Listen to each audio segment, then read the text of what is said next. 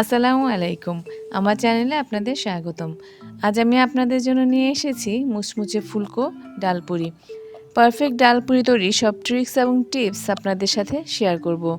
আপনারা আমার টিপসগুলো ভালোভাবে খেয়াল করলে অবশ্যই দোকানের চাইতে ভালো পুরি ঘরেই বানাতে পারবেন।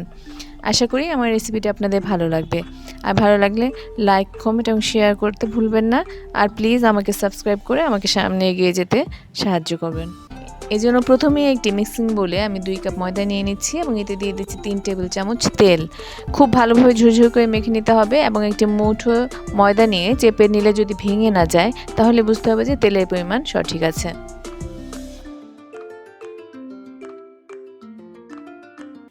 এখন ডোয়ের মাঝখানে একটি গর্ত করে এতে দিয়ে দিচ্ছি 1 চা চামচ লবণ, 1.5 চা চামচ চিনি এবং পরিমাণ মতো পানি। পানির পরিমাণ এমন হবে যাতে খামিরটি অতিরিক্ত শক্ত বা নরম না হয়ে যায়।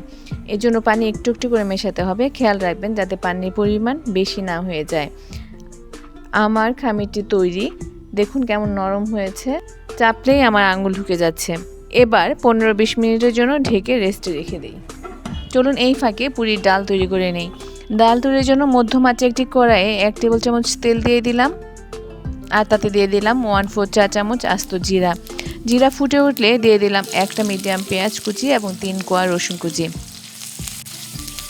পেঁয়াজ এবং রসুন হালকা সোনালি হওয়া পর্যন্ত ভেজে নিচ্ছি।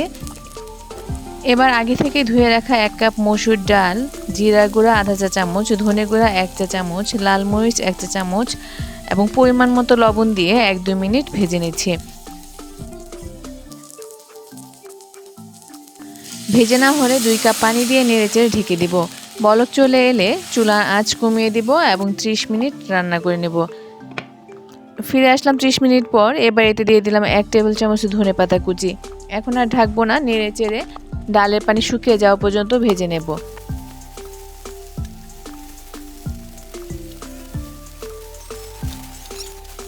আমার ডালের পানি শুকিয়ে গেছে, আর শুকানোর কোনো প্রয়োজন নেই, ঠান্ডা হলে এটা আরও ঝরঝরে হয়ে যাবে।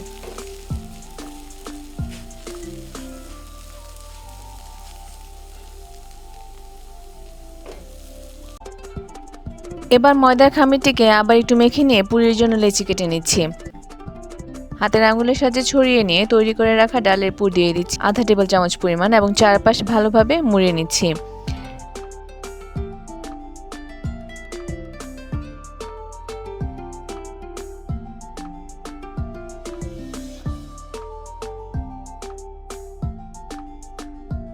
এবার অল্প একটু তেল দিয়ে হালকা হাতে বেলে নিচ্ছি।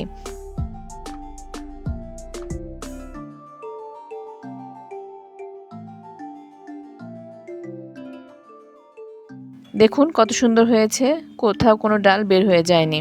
এবার ভাজার জন্য একটি কড়াইয়ে পর্যাপ্ত পরিমাণ তেল গরম করে নিয়ে তাতে পুরি ছেড়ে দিচ্ছি। পুরি নিজে নিজে ভেসে উঠবে এবং উল্টে পাল্টে ভেজে নিচ্ছি। এক্ষেত্রে লক্ষ্য রাখতে হবে চুলার আঁচ খুব বেশি বাড়ানো যাবে না।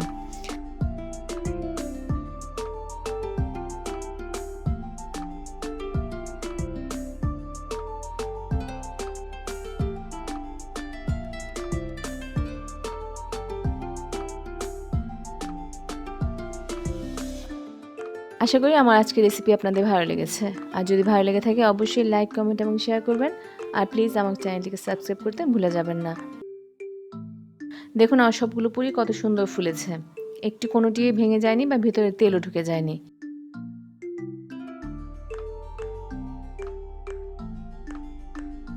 আমি এখন একটি ভেঙে দেখাচ্ছি।